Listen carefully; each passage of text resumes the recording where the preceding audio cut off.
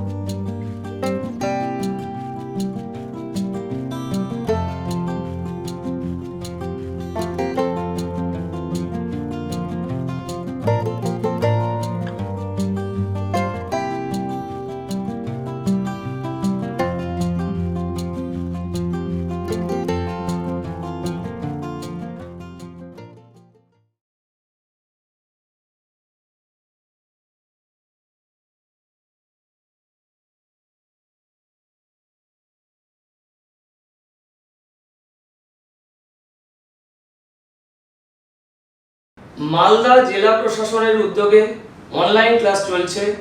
এই ক্লাসে সবাইকে স্বাগতম। আমি সমরেশ পাল, অক্রুরমণি করোনেশন ইনস্টিটিউশনের বিজ্ঞান বিভাগের শিক্ষক। আজকে আমি অষ্টম শ্রেণীর ক্লাস নেব। শুরু করছি অষ্টম শ্রেণীর প্রথম অধ্যায় বল ও চাপ। প্রথমে বল। বল কাকে বলে? বল মানে কি? বল বলতে আমরা কি বুঝি? বেসিক্যালি বল হলো ঠেলা এবং টানা, পুশ এবং পুল। মনে করো দরজা বন্ধ আছে, দরজাকে আমি ঠেললাম, দরজা খুলে গেল। কি করলাম? ঠেললাম, মানে বল প্রয়োগ করলাম। আবার মনে করো দরজা খোলা আছে, দরজাকে আমি টানলাম, দরজা বন্ধ হলো। টানলাম মানে বল প্রয়োগ করলাম। বল মানে ঠেলা এবং টানা। ঘুড়ি উড়ছে, সুতো টানছি টানছি টানছি মানে বল প্রয়োগ করছি। কুয়ো থেকে জল তুলছি তুলছি তুলছি, পুল দড়ি ধরে টানছি মানে বল প্রয়োগ করছি। আমি বোর্ডে হাত দিয়ে ঠেললাম, ঠেললাম মানে বল প্রয়োগ করলাম। ব্যাটসম্যান ব্যাটের সাহায্যে বলটাকে মারলো, মানে ব্যাটের সাহায্যে বলটাকে ঠেললো, মানে বল প্রযুক্ত হলো।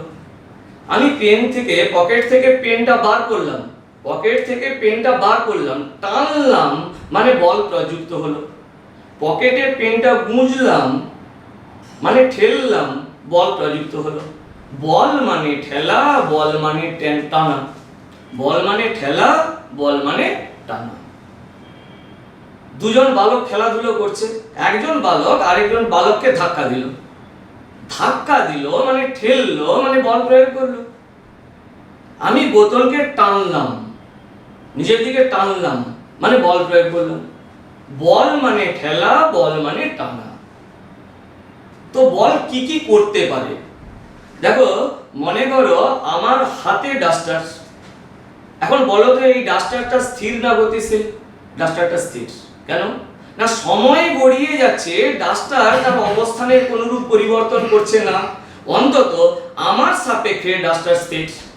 এখন এই ডাস্টারে আমি বল প্রয়োগ করব, মানে আইদার ডাস্টারকে ঠেলবো না হলে ডাস্টারকে টানবো। তো দেখো কি হয়, ডাস্টারকে ঠেলছি ঠেলছি ঠেলছি, ডাস্টার গতিশীল হচ্ছে। ডাস্টারকে টানছি টানছি, মানে ডাস্টার গতিশীল হচ্ছে। তাহলে বল প্রয়োগ করে স্থির বস্তুকে গতিশীল করা যায়।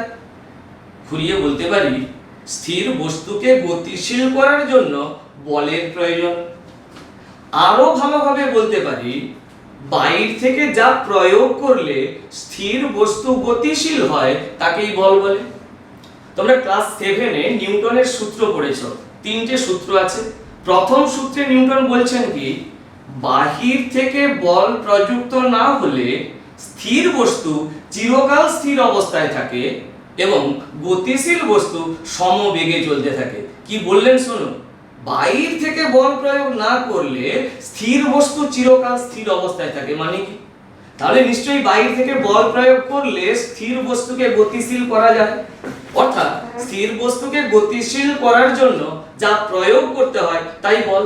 দেখো, নিউটনের যে তিনটে সূত্র আছে, ওই তিনটে সূত্র থেকে একেবারে বল সম্পর্কে কংক্রিট ধারণা পাওয়া যায়। প্রথম সূত্র থেকে বলের ডেফিনেশন পাওয়া যায়, ওরই ভেতরে বলের ডেফিনেশন ইনডাইরেক্টলি আছে। বাইরে থেকে যা প্রয়োগ করলে স্থির বস্তুকে আমি গতিশীল করতে পারি তাকেই বলা হয় বল। সব সময় স্থির বস্তু যে গতিশীল হবে এমন কোনো মানে নেই। আমি দেওয়ালকে ঠেলছি মানে বল প্রয়োগ করছি, দেওয়ালকে ঠেলছি বল প্রয়োগ করছি, দেওয়াল তো গতিশীল হচ্ছে না, অন্তত আমি গতিশীল করার চেষ্টা করছি।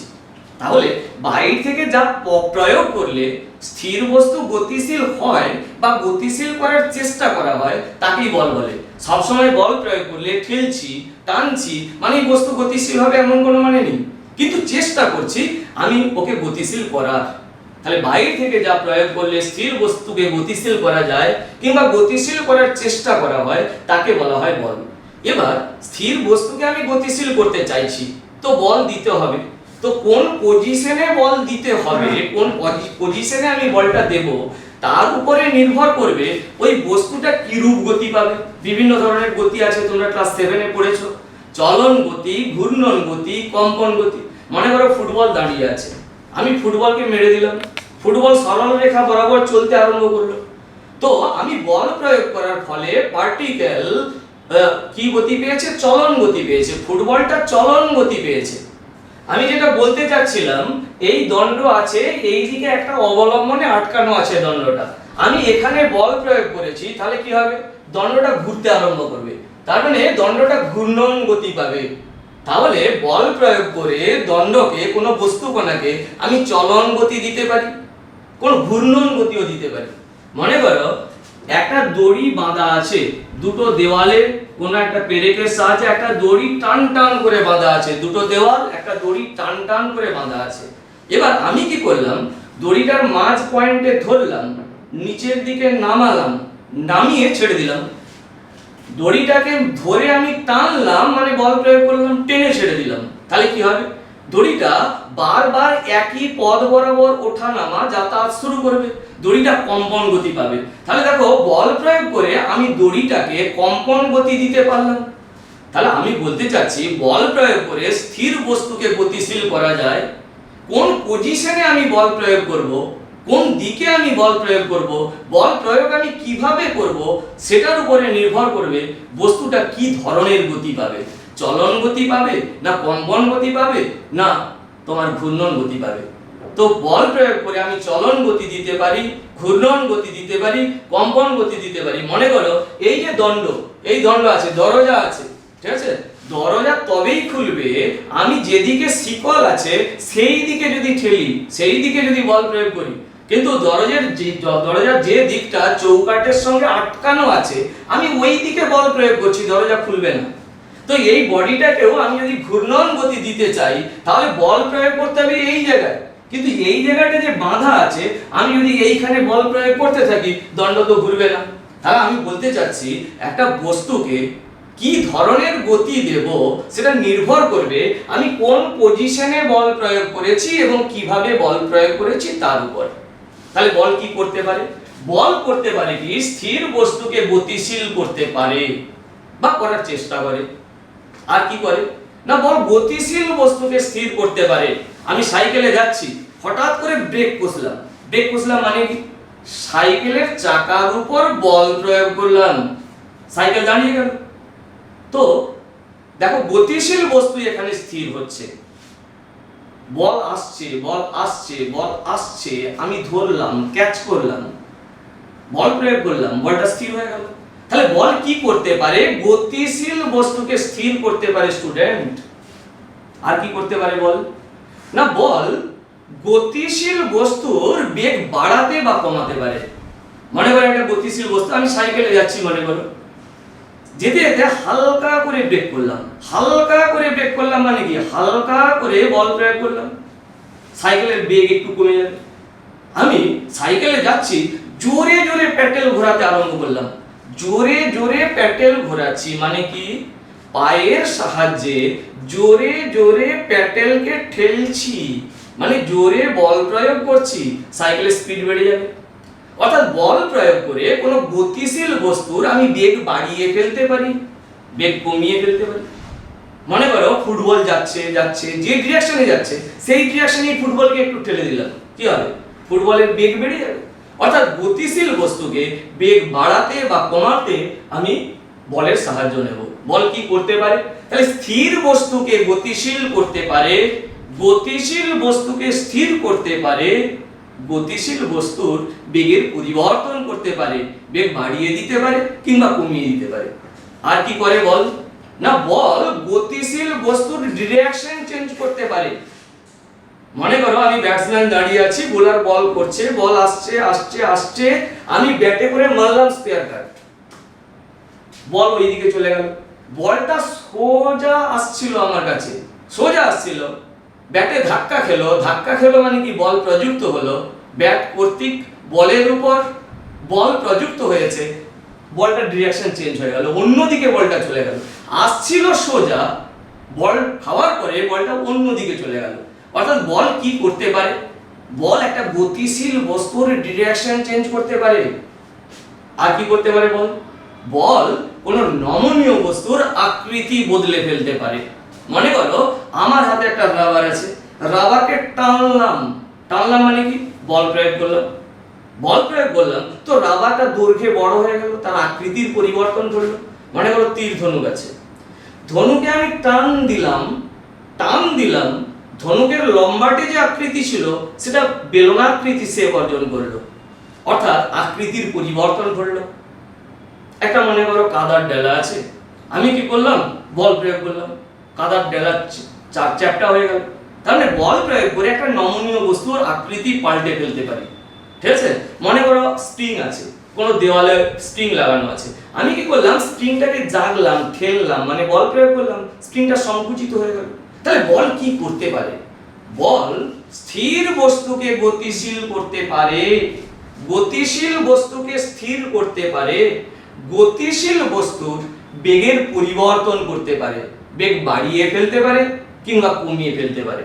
বেগ, বল গতিশীল বস্তুর ডিরেকশন চেঞ্জ করতে পারে, বল গতিশীল বস্তুর ডিরেকশন চেঞ্জ করতে পারে। আর কি করতে পারে? না, বল কোন নমনীয় বস্তুর আকৃতি বদলে ফেলতে পারে। তাহলে বল কাকে বলে? না, বাইরে থেকে যা প্রয়োগ করলে স্থির বস্তুকে গতিশীল করা যায় বা গতিশীল করার চেষ্টা করা হয়, বাহির থেকে যা প্রয়োগ করলে গতিশীল বস্তুকে স্থির করা যায় বা স্থির করার চেষ্টা করা হয়, বাহির থেকে যা প্রয়োগ করলে গতিশীল বস্তুর গতির পরিবর্তন করা যায় স্টুডেন্ট, বাইর থেকে যা প্রয়োগ করলে গতিশীল বস্তুর ডিরেকশন চেঞ্জ করা যায়, বাইর থেকে যা প্রয়োগ করলে কোনো নমনীয় বস্তুর আকৃতি বদলে ফেলা যায়, তাকেই বল বলে। তো এটাই হচ্ছে বলের ডেফিনেশন। স্টুডেন্ট সবসময় মনে রাখবে, বল প্রযুক্ত হচ্ছে মানে দুটো অবজেক্ট কাজ করছে, দুটো অবজেক্ট ছাড়া বল প্রযুক্ত হতে পারে না, সিঙ্গেল অবজেক্টে বল প্রযুক্ত হবে না।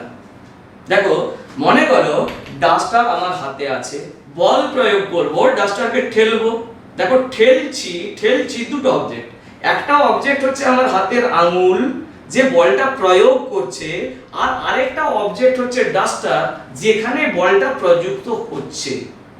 ব্যাটম্যান ব্যাট দিয়ে বলটাকে মারলো, এখানে ব্যাট একটা অবজেক্ট, বল একটা অবজেক্ট। আমি বোর্ডকে ঠেলছি, আমার হাত একটা অবজেক্ট যে বলটা প্রয়োগ করছে, বোর্ড একটা অবজেক্ট যেখানে বলটা প্রযুক্ত হচ্ছে। অবশ্য কে বল প্রয়োগ করছে আর কোথায় বল প্রযুক্ত হচ্ছে এই শব্দ আপেক্ষিক। তোমরা নিউটনের থার্ড ল পড়েছো ক্লাস 7-এ, প্রত্যেক ক্রিয়ার সমান এবং বিপরীত প্রতিক্রিয়া আছে। আমি যে এই বোর্ডটাকে ঠেলছি, ঠেলছি মানে বল প্রয়োগ করছি, আমার হাত বোর্ডের উপর যেমন বল প্রয়োগ করছে, এটাকে যদি আমি বলি ক্রিয়া বল, বোর্ডও কিন্তু আমার হাতের উপর সমান এবং বিপরীতমুখী বল প্রয়োগ করছে নিউটনের থার্ড ল অনুসারে। ঠিক আছে? তাহলে আমি বল প্রয়োগ করছি না বোর্ড বল প্রয়োগ করছে, এই শব্দ আপেক্ষিক। আমি কি বলছি, বল প্রযুক্ত হচ্ছে মানে দুটো অবজেক্ট, আমার হাত আছে এবং বোর্ড আছে, প্রত্যেক ক্রিয়ার সমান এবং বিপরীত প্রতিক্রিয়া আছে। মনে করো নৌকার উপরে একটা বালক দাঁড়িয়ে আছে, সে তীরে নামবে, লাফালো, লাফিয়ে তীরে নামলো। লাফালো মানে কি? পায়ের সাহায্যে নৌকার উপর আড়াআড়ি বল প্রয়োগ করলো, নৌকাকে পেছন দিকে ঠেলে দিল মানে বল প্রয়োগ করলো। তাহলে নৌকার উপর যে বল প্রয়োগ করছে, এখানে ছেলেটার পা একটা অবজেক্ট, নৌকা একটা অবজেক্ট, দুটো অবজেক্টের প্রয়োজন হয়েছে। তো পায়ের সাহায্যে নৌকাটাকে ঠেললো, বল প্রযুক্ত হলো। এই যে বলটা, এটা ক্রিয়া বল, তার জন্য নৌকা পেছনের দিকে চলে গেল। কিন্তু নৌকাও কিন্তু প্রতিক্রিয়া দিয়েছে সমান এবং বিপরীতমুখী, যার জন্য নৌকা এবার বালকটার পায়ের উপরে বিপরীতমুখী প্রতিক্রিয়া বল দিচ্ছে, সেটাও প্রতিক্রিয়া বল। সেই প্রতিক্রিয়া বলের জন্য বালকটা কিন্তু লাফিয়ে তীরে নামতে পেরেছে। অর্থাৎ প্রত্যেক ক্রিয়ার সমান এবং বিপরীত প্রতিক্রিয়া আছে। আমি এখানে যা বলতে চাচ্ছি, বল প্রযুক্ত হচ্ছে মানে দুটো অবজেক্ট এখানে কিন্তু কাজ করবে। এরপরে বলের একক। বলের একক ক্লাস 7 এ তোমরা জেনেছো বলের একক কি। সিজিএস পদ্ধতি এবং এসআই পদ্ধতিতে আমি হেডলাইন দিলাম বলের একক। বলের একক, বলের একক হচ্ছে ডাইন। কোন পদ্ধতিতে? না, সিজিএস পদ্ধতিতে বলের একক ডাইন। সিজিএস পদ্ধতিতে বলের একক হলো ডাইন। ডাইন আসলে কি? ডাইন আসলে গ্রাম সেমি পার সেকেন্ড স্কয়ার। গ্রাম সেমি পার সেকেন্ড স্কয়ার। গ্রাম সেমি পার সেকেন্ড স্কয়ারকেই অ্যাকচুয়ালি শর্টে বলা হয় ডাইন। আর এসআই পদ্ধতিতে বলের একক হচ্ছে নিউটন। এসআই পদ্ধতিতে বলের একক নিউটন মানে কি? না, KG metre per second square. তো KG metre per second square এত বড় শব্দ না লিখে লেখা হয় নিউটন। তাহলে বলের সিজিএস পদ্ধতিতে একক হচ্ছে ডাইন, এসআই পদ্ধতিতে একক হচ্ছে নিউটন। আমি বল প্রয়োগ করছি, নিউটন এককে মেজারমেন্ট করব, কত নিউটন আমি বল প্রয়োগ করলাম। বলের পরিমাপ কিভাবে করব পরে আসছি। মনে করো তুমি একটা আলমারিকে ঠেলছো মানে বল প্রয়োগ করছো। আলমারিকে তুমি ঠেলছো মানে বল প্রয়োগ করছো। মনে করো F1 নিউটন বল এখানে তুমি প্রয়োগ করছো। আলমারি সরছে না। তোমার বন্ধু তোমার কাছে এলো এবং তোমরা দুজনে মিলে এবার আলমারিকে ঠেলতে আরম্ভ করলে। তো দুজনে মিলে ঠেলছো, তুমি দিচ্ছ F1 নিউটন বল, তোমার বন্ধু দিচ্ছে F2 নিউটন বল। আলমারি ঠেলছো, আলমারি তবুও সরছে না। আরেকজন বন্ধুকে ডাকলে, তিনজন মিলে এবার আলমারিকে ঠেলতে আরম্ভ করেছো। তুমি দিচ্ছ F1 বল, তোমার প্রথম বন্ধু দিচ্ছে F2 বল, তোমার দ্বিতীয় বন্ধু দিচ্ছে F3 বল। আলমারি এখন সরতে আরম্ভ করেছে। মানে কি দাঁড়ালো? তুমি যখন একা ঠেলছিলে আলমারিকে সরাতে পারছিলে না। তিনজন মিলে ঠেলছো, আলমারি সরলো। তার মানে নিশ্চয়ই দ্বিতীয় ক্ষেত্রে বেশি বল প্রযুক্ত হয়েছে। তাহলে কি হলো? আচ্ছা, বুঝলাম। তাহলে বলকে যোগ করা যায়। তিনজন একসঙ্গে যখন ঠেললাম, বেশি বল প্রযুক্ত হয়েছে, তাহলে নিশ্চয়ই বলের এখানে অ্যাডিশন ঘটেছে। তাহলে বলকে যোগ করা যায়। তুমি দিয়েছো F1 বল, তোমার প্রথম বন্ধু দিয়েছে F2 বল, দ্বিতীয় বন্ধু দিয়েছে F3 বল। এখানে রেজাল্টেন্ট ফোর্স কত হবে? না, F1 plus F2 plus F3। তাহলে রেজাল্টেন্ট ফোর্স, তিনটে বল একসঙ্গে আলমারির উপর কাজ করেছে এবং একই ডিরেকশনে কাজ করছে, বলগুলো যুক্ত হয়ে যাবে। তাহলে বুঝলাম আজকে যে ভৌত রাশি আমি শিখছি, বল নামক ভৌত রাশিকে যোগ করা যায়। যেমন ভরকে যোগ করা যায়, 5 কেজি চালের সঙ্গে 2 কেজি চাল মিশিয়ে দিয়েছি, মোট ভর কত? না 7 কেজি। আয়তনকে যোগ করা যায়, 5 লিটার জলের সঙ্গে 6 লিটার জল মিশিয়ে দিয়েছি, মোট আয়তন কত? না 11 লিটার। যেমন ভর নামক ভৌত রাশিকে যোগ করা যায়, আয়তন নামক ভৌত রাশিকে যোগ করা যায়। আজকে এই ক্লাসে আমি যে নতুন ভৌত রাশিটি শিখছি বল, তাকেও কিন্তু বীজগাণিতিক নিয়মে যোগ করা যায়। একাধিক বল যদি একই ডিরেকশনে কাজ করে, রেজাল্ট্যান্ট ফোর্স নিট বল কিন্তু সংযুক্ত হবে। সেরকম বলকে কিন্তু বিয়োগও করা যায়। মনে করো টেবিলে 10 কেজি ওজনের বস্তু আছে, আমি টানছি এই দিকে, 10 কেজি ওজনের বস্তু ইজিলি টেনে নিতে পারবো, মনে করে F1 বলে টানছি, আমার বন্ধু উল্টো সাইড থেকে টানছে, তো আমিও F1 বলে টানছি, আমার বন্ধুও F1 বলেই টানছে উল্টো ডিরেকশনে, তো বস্তু আমার দিকেও আসছে না, বন্ধুর দিকেও যাচ্ছে না। তাহলে নিট রেজাল্ট্যান্ট ফোর্স এখানে স্টুডেন্ট কত হলো না 0।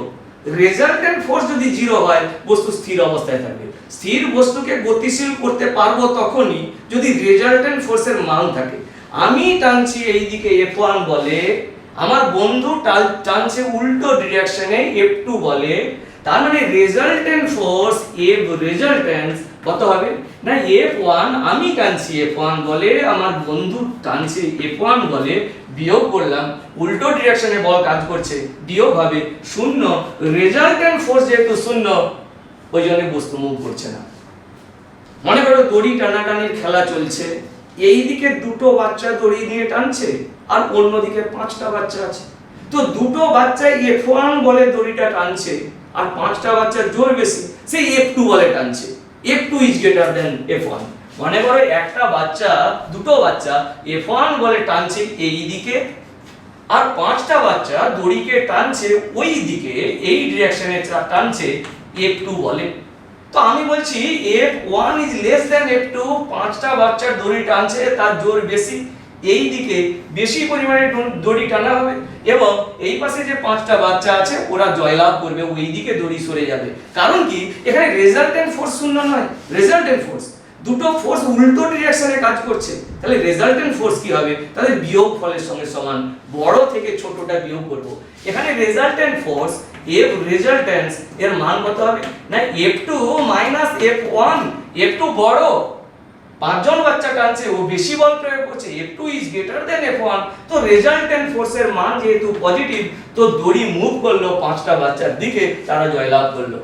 অর্থাৎ একটা বস্তু কখন মুভ করবে যদি রেজাল্ট্যান্ট ফোর্স কিছু থেকে থাকে, রেজাল্ট্যান্ট ফোর্স 0, তার মানে বস্তু মুভ করবে না।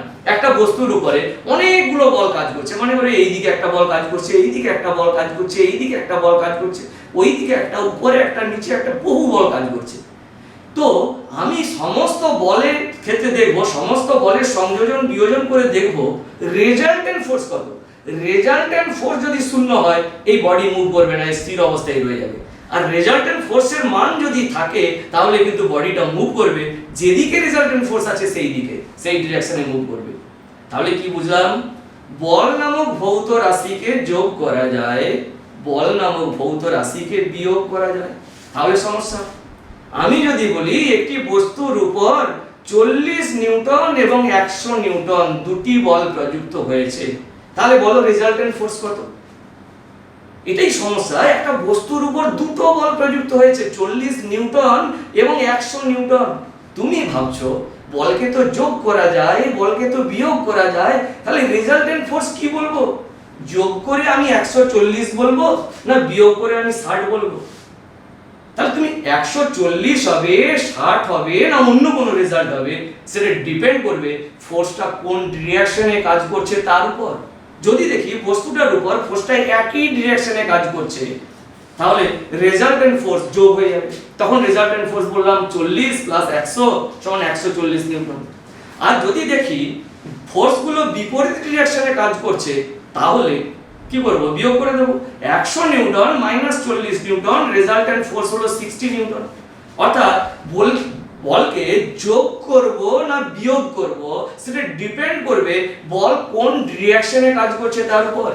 অর্থাৎ বলের মান যদি নির্ণয় করতে হয় তার ডিরেকশনের কথা মাথায় রাখতে হয়।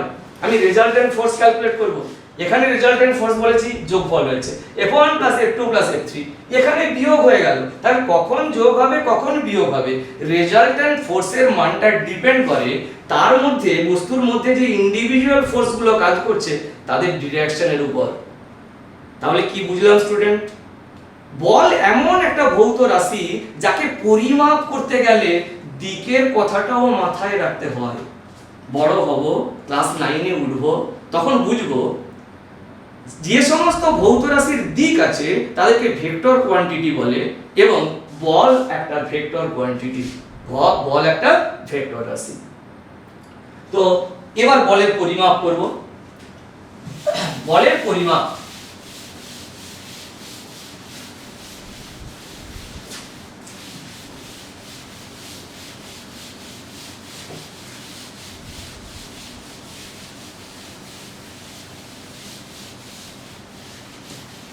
বলের পরিমাপ করব কিভাবে?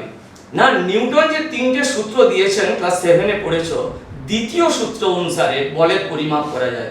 বলের পরিমাপ, বলের পরিমাপ, বলকে পরিমাপ করার জন্য সূত্র দিয়েছেন বিজ্ঞানী নিউটন তার সেকেন্ড লয়ে। এখানে উনি সূত্র দিচ্ছেন তার mathematical form F = m × a। এফটা কি? না, বস্তুর উপর প্রযুক্ত বল। এখানে লিখলাম প্রযুক্ত বল, প্রযুক্ত বল। এমটা কি? না, বস্তুর ভর, বস্তুর ভর। এটা কি? না, বস্তুর ত্বরণ, বস্তুর ত্বরণ। ত্বরণ হতে পারে কিংবা মন্দন হতে পারে, মন্দন। বল প্রয়োগ করেছি বস্তুর উপর, বল প্রয়োগ করার ফলে বস্তুর বেগ যদি বেড়ে যায় তাহলে বস্তুর মধ্যে ত্বরণ তৈরি হয়, আর বল প্রয়োগ করার ফলে যদি বস্তুর বেগ কমে যায় তাহলে মন্দন তৈরি হয়। ঠিক আছে? ত্বরণ বা মন্দন মানে বেগের পরিবর্তনের হার, বেগ কতটা পরিবর্তন হলো তাকে সময় দিয়ে ভাগ। তো এই যে সূত্র, এই ফর্মুলা থেকে আমি বলের পরিমাপ করতে পারি, আর এখান থেকে ছোট ছোট অঙ্ক থাকতে পারে। আমিও একটা অঙ্ক দিচ্ছি। কোশ্চেন: 10 গ্রাম 10 কেজি একটি বস্তু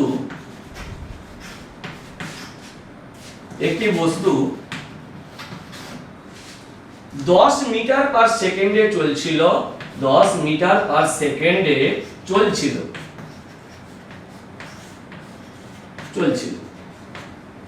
বস্তুটির উপর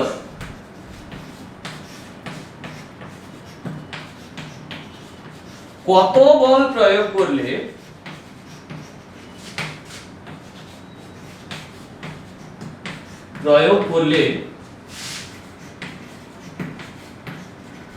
পাঁচ সেকেন্ডের মধ্যে বস্তুর বেগ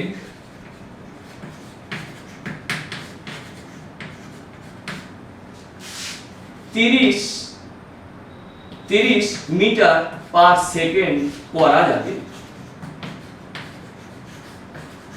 তো বলকে পরিমাপ করতে হবে বস্তুটির উপর কত বল প্রয়োগ করলে। তাহলে সূত্র কি এখানে প্রয়োগ হবে? না, F = m × a। বস্তুর ভর দেওয়া আছে 10 কেজি। a আমি আগে বার করব। ত্বরণ আছে না মন্দন আছে?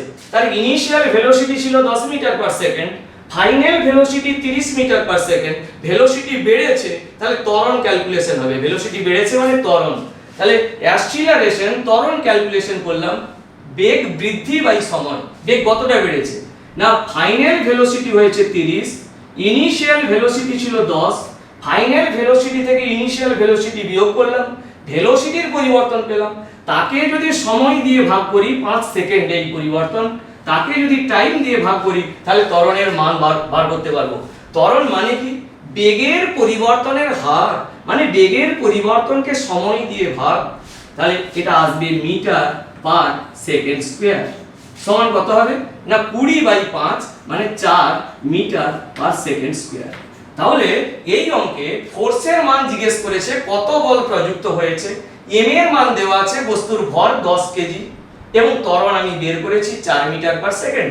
সুতরাং F সমান m এর জায়গায় আমি 10 বসাবো, আর a এর জায়গায় বসাবো 4। SI পদ্ধতিতে অঙ্ক চলছে, ভরের SI একক কেজি, ত্বরণের SI একক মিটার পার সেকেন্ড স্কয়ার। সুতরাং SI পদ্ধতিতে অঙ্ক করছি, ডাটা পুটিং হয়েছে।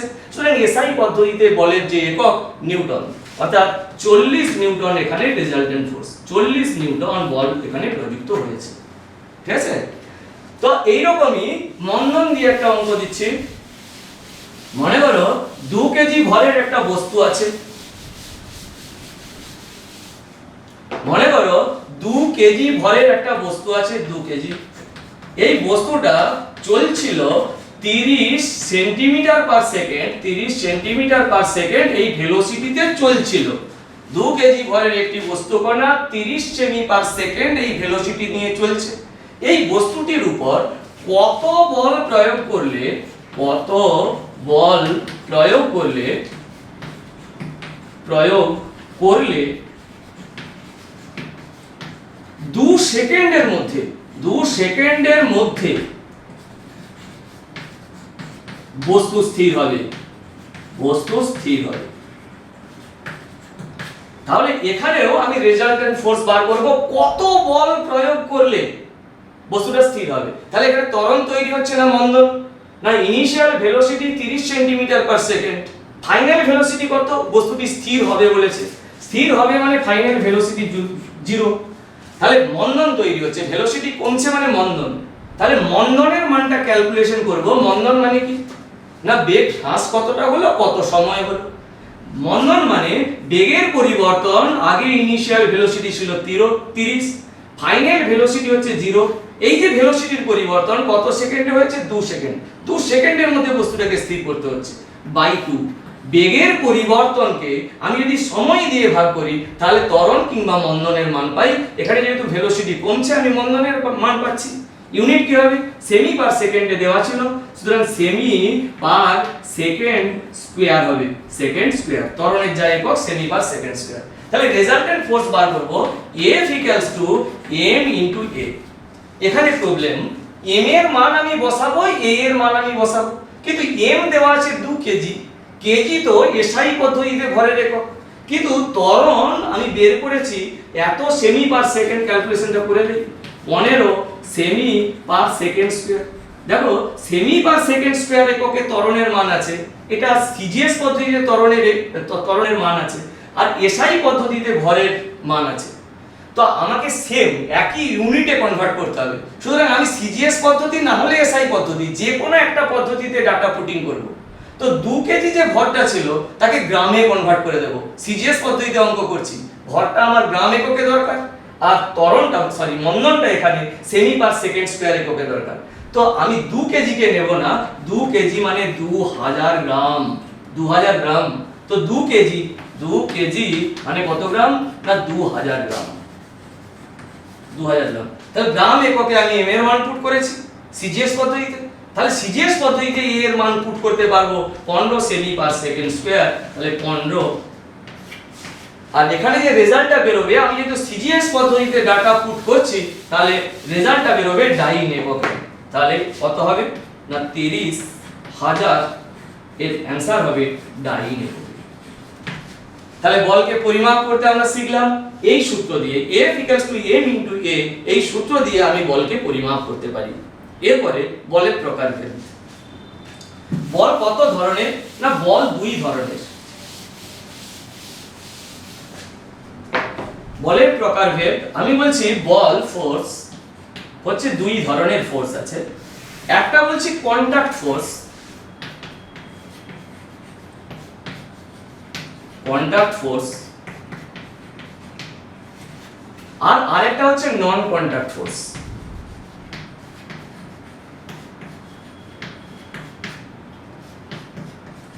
দুই ধরনের ফোর্স আছে। দেখো বল প্রযুক্ত হচ্ছে মানে দুটো অবজেক্ট কাজ করছে। একটা অবজেক্ট বল প্রয়োগ করে, অন্য অবজেক্টে বল প্রযুক্ত হয়। এই দুটো অবজেক্ট যদি পরস্পর কানেকশনে থাকে, যদি কন্টাক্টে থাকে, পরস্পর যদি টাচ করে থাকে, তাহলে তাকে আমি বলবো কন্টাক্ট ফোর্স। আর যদি দেখা যায় দুটো অবজেক্ট পরস্পর টাচ করে নেই, তাকে আমি বলবো নন কন্টাক্ট ফোর্স। উদাহরণ দিচ্ছি আগে কন্টাক্ট ফোর্সের। মনে করো আমার হাতে আছে ডাস্টার, আমি বলছি এই ডাস্টারকে গতিশীল করব। তাহলে ডাস্টারকে গতিশীল করতে গেলে বল প্রয়োগ করতে হবে। বল প্রয়োগ করব তার মানে ডাস্টারকে আইদার ঠেলবো না হলে টানবো। আমি ভাবছি ডাস্টারকে ঠেলবো, ঠেলছি ডাস্টারকে টাচ না করে, ঠেলছি ডাস্টারকে টাচ না করে, বস্তু কি গতিশীল হবে? হবে না, টাচ করিনি। বস্তুকে ঠেলছি দূর থেকে ঠেলছি। পিসি সরকারের ম্যাজিক নাকি যে বস্তু আপনা আপনি চলে যাবে? তাহলে এই বস্তুকে আমাকে ঠেলতে গেলে, বল প্রয়োগ করতে গেলে বস্তুর সঙ্গে হাতের আঙুলকে টাচ করতে হবে, that is contact force. Touch করতে হবে। ব্যাটসম্যান ব্যাট দিয়ে বলটাকে মারলো, ব্যাটে বলে কন্টাক্ট হলো, দ্যাট ইজ কন্টাক্ট ফোর্স। আমি বোর্ডকে হাত দিয়ে ঠেললাম, হাতের সঙ্গে বোর্ডের কন্টাক্ট হলো, কন্টাক্ট ফোর্স। সুতো দিয়ে ঘুড়ি উড়াচ্ছি, কন্টাক্ট ফোর্স। তুমি মনে করবে হাত তো আমার এখানে, ঘুড়ি তো আকাশে উড়ছে, ঘুড়ির উপরে তো আমার হাত টাচ করে নেই, তাহলে কন্টাক্ট ফোর্স হলো কি করে? না, ঘুড়ি এবং আমার হাত তার মধ্যে সুতো দ্বারা কানেক্টেড আছে, সুতরাং এটাও কন্টাক্ট ফোর্স। কন্টাক্ট ফোর্স কি ধরনের ফোর্স? কন্টাক্ট ফোর্সের আরো এক্সাম্পল, যেমন muscular force. Muscular force, muscular force, muscular force এক ধরনের কন্টাক্ট ফোর্স। মাসকুলার ফোর্স কাকে বলে? না, যে বল প্রয়োগ করার জন্য পেশি শক্তির সাহায্য নিতে হয় তাকে বলবো মাসকুলার ফোর্স। যেমন আমি ভারী বোঝাকে তুলছি মাথায়, একটা মাসকুলার ফোর্স। জলের বালতি আমি বইছি, মাসকুলার ফোর্স, হাতের পেশি কাজ করবে। আমি হাঁটছি, মানে মাসকুলার ফোর্স কাজ করছে, পায়ের পেশি কাজ করছে। যে কোনো ধরনের মাসকুলার ফোর্স হচ্ছে কন্টাক্ট ফোর্স। আর কন্টাক্ট ফোর্স কি আছে? না, ফ্রিকশন। ফ্রিকশন, ফ্রিকশন বা ফ্রিকশনাল ফোর্স। ফ্রিকশন কি, ঘর্ষণ কি, কখন কাজ করে বুঝতে হবে। এটা একটা কন্টাক্ট ফোর্স। দেখো, একটা বস্তুর উপরে, একটা বস্তুর পৃষ্ঠতলে অন্য বস্তু যদি গতিশীল হওয়ার চেষ্টা করে, মন দিয়ে বোঝো কথা, একটি বস্তুর পৃষ্ঠতলে বা উপরিতলে অন্য বস্তু যদি গতিশীল হওয়ার চেষ্টা করে, তাহলে ওদের স্পর্শতলে যে বল কাজ করে তাকে আমরা বলবো ফ্রিকশনাল ফোর্স বা ঘর্ষণ বল। তার মানে একটা পদার্থের উপরিতলে অন্য পদার্থ গতিশীল হওয়ার চেষ্টা করছে, তাহলে কন্টাক্টে আসতে হবে, দুটো স্পর্শতল কন্টাক্টে আছে, যার জন্য এটাকে আমি কি বলবো? Contact force. প্রশ্ন হচ্ছে কন্টাক্ট ফোর্স কখন কাজ করে, কোথায় কাজ করে, কোন দিকে কাজ করে? কন্টাক্ট ফোর্স কখন কাজ করে? একটি বস্তুর উপরিতলে অন্য বস্তু গতিশীল হওয়ার চেষ্টা করলে কন্টাক্ট, তোমার ফ্রিকশনাল বল কাজ করে, ঘর্ষণ বল কাজ করে। কোথায় কাজ করে? না, দুটো বস্তুর যে পৃষ্ঠতল, সংস্পর্শতলে, একটা বস্তুর উপরিতল আছে, তার উপরে যে বস্তুটা আছে তার নিম্নতল আছে। তাহলে নিচের বস্তুটার উপরিতল আর উপরের বস্তুটার নিম্নতল পরস্পর টাচ করে আছে। এই যে স্পর্শতল, ওই স্পর্শতলে ফ্রিকশনাল বল কাজ করে। আর ফ্রিকশনাল বল কোন দিকে কাজ করে? না, সব সময় গতির বিরুদ্ধে কাজ করে। আমি যেই দিকে গতিশীল করার চেষ্টা করছি তার উল্টো দিকে কাজ করবে ফ্রিকশনাল ফোর্স। গতিশীল বস্তুর ফ্রিকশনাল ফোর্স, ঘর্ষণ বল তো থাকবেই, এবং গতির বিপরীতে। আমি এই দিকে হাঁটছি, এই দিকে হাঁটছি, তো আমার ডিরেকশন এটা, ফ্রিকশনাল ফোর্স কাজ করছে তার উল্টো ডিরেকশনে, অপোজিট ডিরেকশন। আমি ফুটবলকে গড়িয়ে দিলাম, ফুটবল যাচ্ছে যাচ্ছে, কিছুক্ষণ পরে দেখলাম ফুটবলটা স্থির হয়ে গেল। তো স্থির হলো কেন? আমি তো ফুটবলকে ঠেলেছিলাম, ও তো গতিশীল ছিল, ওকে স্থির করলো কে? তাহলে গতির বিরুদ্ধে কোনো একটা বল নিশ্চয়ই তো কাজ করেছে। কোন বল কাজ করছে? না, ফ্রিকশনাল ফোর্স। ফ্রিকশনাল ফোর্স ওর গতি কমাতে কমাতে কমাতে কমাতে একটা সময় স্থির করে দিয়েছে। মনে করো এটা গ্রাউন্ড, ফুটবল যাচ্ছে ওই দিকে, এই ডিরেকশনে যাচ্ছে ফুটবল। ফুটবল যে ডিরেকশনে যাচ্ছে, ফ্রিকশনাল ফোর্স, ঘর্ষণ বল কাজ করছে তার উল্টো ডিরেকশনে। এটা ফ্রিকশনাল ফোর্সের ডিরেকশন, এটা বলের গতির ডিরেকশন। কোথায় কাজ করছে? বলছি এই যে গ্রাউন্ডের উপরিতল আছে আর ফুটবলের যে নিম্নতল, যেটা গ্রাউন্ডের সঙ্গে টাচ করে আছে বলেই তো বলছি কন্টাক্ট ফোর্স। এই যে গ্রাউন্ডের উপরিতল এবং ফুটবলের নিম্নতল যেটা গ্রাউন্ডের সঙ্গে টাচ করে আছে, এই যে স্পর্শতল, এখানে ফ্রিকশনাল বলটা কাজ করছে গতির উল্টো ডিরেকশনে। মনে করো একটা টেবিল আছে, টেবিলের মধ্যে একটা কাঠের ব্লক আছে। মনে করো একটা টেবিল আছে, তো টেবিলের উপরে আছে একটা কাঠের ব্লক স্থির অবস্থায় আছে। স্থির অবস্থায় আছে, তো এখানে ঘর্ষণ বল কাজ করছে কি? উত্তর হলো কাজ করছে না, স্থির অবস্থায় আছে। এই যে টেবিলের উপরিতল আর এই বস্তুটার নিম্নতল অর্থাৎ সংস্পর্শতলে ফ্রিকশনাল ফোর্স, ঘর্ষণ বল কত? শূন্য। ঘর্ষণ বল কখন কাজ করবে? নিট রেজাল্টেন্ট ফোর্স এখানে শূন্য, ঘর্ষণ বল শূন্য। কখন কাজ করবে?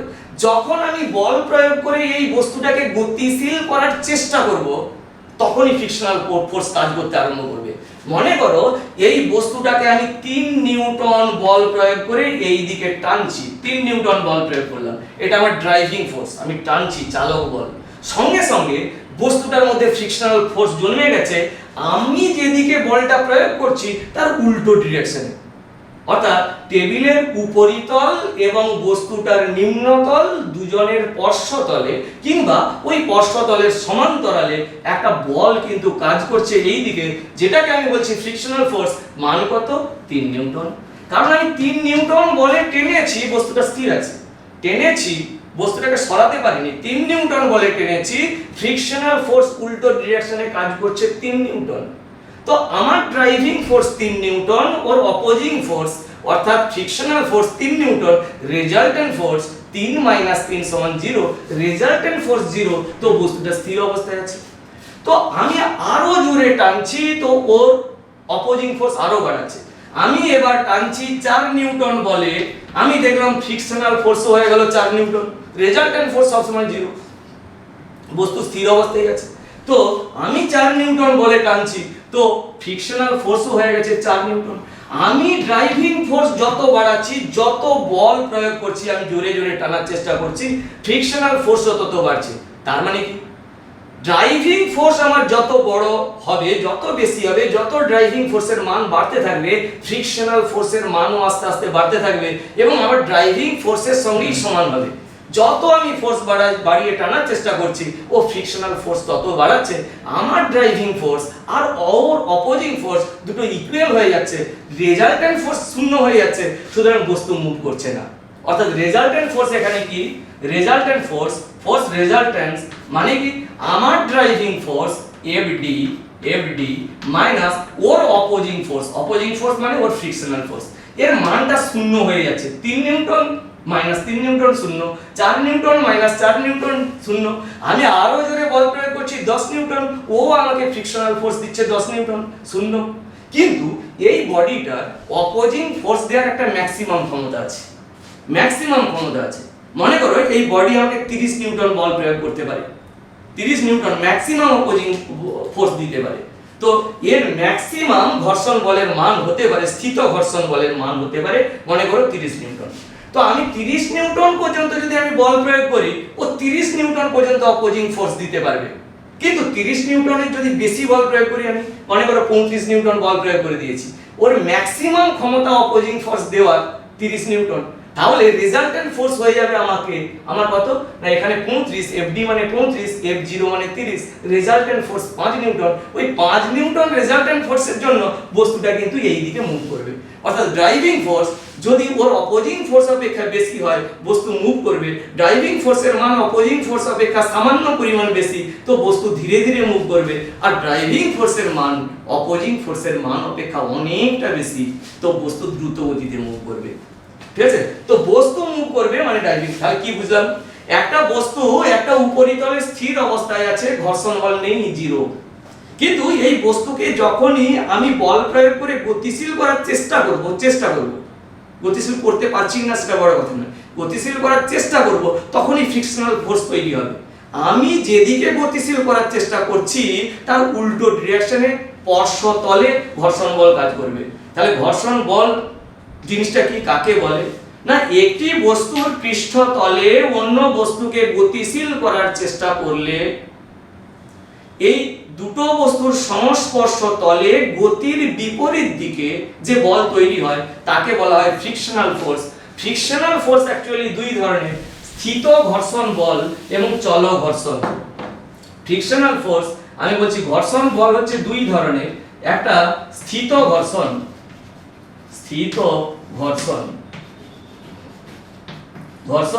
আর আরেকটা হচ্ছে চল ঘর্ষণ। স্থিত ঘর্ষণ বল কাকে বলে না, একটা বস্তুকে বল প্রয়োগ করছি অথচ গতিশীল হচ্ছে না, তখনও ফ্রিকশনাল ফোর্স কাজ করছে। 3 নিউটন দিয়েছি, ফ্রিকশনাল ফোর্স 3 নিউটন। 4 নিউটন বল প্রয়োগ করছি, ফ্রিকশনাল ফোর্স 4 নিউটন, বস্তু গতিশীল হচ্ছে না। 25 নিউটন বল প্রয়োগ করেছি, ফ্রিকশনাল ফোর্স 25 নিউটন।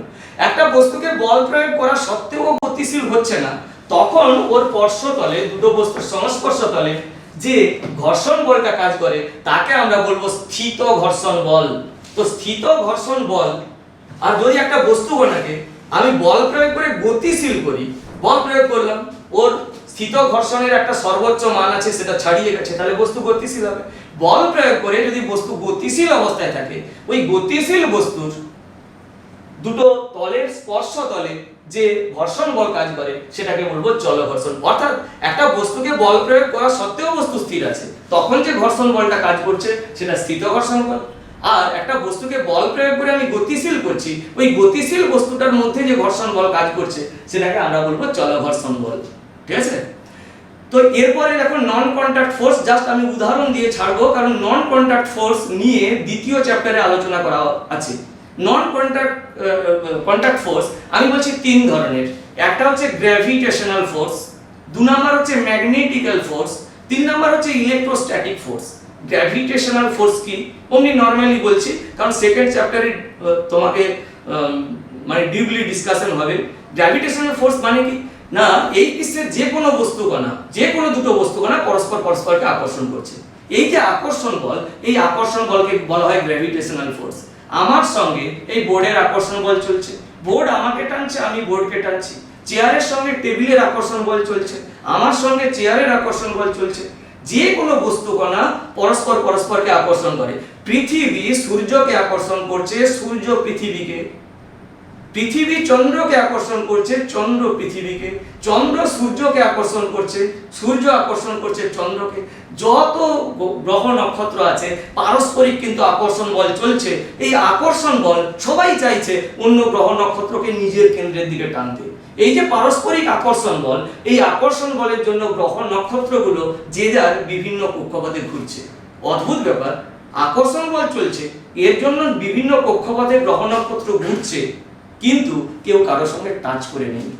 সূর্য টানছে পৃথিবীকে, পৃথিবী টানছে সূর্যকে, পৃথিবী সূর্য টাচ করে নেই। নন কন্ট্যাক্ট ফোর্স। ঠিক আছে? নন কন্ট্যাক্ট ফোর্স গ্র্যাভিটেশনাল ফোর্স। পৃথিবী যে কোনো বস্তুকে নিজ কেন্দ্রে, পৃথিবীর যে গ্র্যাভিটেশনাল ফোর্স সেটাকে বলা হয় ফোর্স অফ গ্র্যাভিটি, অভিকর্ষজ বল। ঠিক আছে? অভিকর্ষজ বল মানে কি, সূর্য নিজ কেন্দ্রের দিকে সমস্ত বস্তুকে টানছে, তার গ্র্যাভিটেশনাল ফোর্স আছে। চন্দ্র নিজ কেন্দ্রের দিকে সমস্ত বস্তুকে টানছে, তার গ্র্যাভিটেশনাল ফোর্স আছে। পৃথিবীও নিজ কেন্দ্রের দিকে সমস্ত বস্তুকে টানছে, তার গ্র্যাভিটেশনাল ফোর্স আছে। পৃথিবীর যে গ্র্যাভিটেশনাল ফোর্স তাকে বলা হয় ফোর্স অফ গ্র্যাভিটি বা অভিকর্ষজ বল। পৃথিবী তার উপরে তলে থাকা, উপরে পৃথিবীর উপরে থাকা কোনো বস্তুকে পৃথিবী নিজ কেন্দ্রের দিকে যে বলে টানে তাকে বলা হয় অভিকর্ষজ বল বা ফোর্স অফ গ্র্যাভিটি। তাকে মেজারমেন্ট করা হয়, অভিকর্ষজ বলের মানকে মেজারমেন্ট করা হয় mg এই ভৌত রাশি দ্বারা। ঠিক আছে? ভরকে যদি অভিকর্ষ ত্বরণ দিয়ে গুণ করো তাহলে তুমি পেয়ে যাবে গ্র্যাভিটেশনাল ফোর্স, ফোর্স অফ গ্র্যাভিটির মান পেয়ে যাবে, অভিকর্ষজ বলের মান পেয়ে যাবে।